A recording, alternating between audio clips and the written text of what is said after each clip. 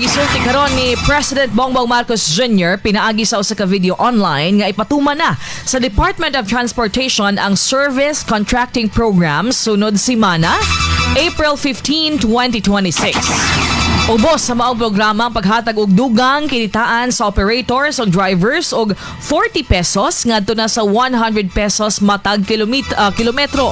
Dungan usab nga hatagan ang mga commuter og diskwento sa pretihan nga dili moubos ngadto sa 20%. Ani ang tipik sa pamahayag ni PBBM.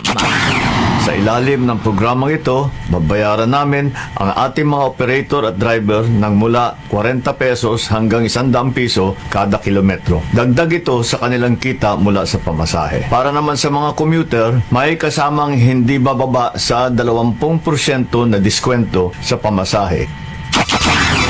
Dunasab 10 pesos per liter nga fuel subsidy ang public utility vehicle drivers nga dili mula pa sa 150 liters sa tibuok semana sulod sa 3 ka bulan.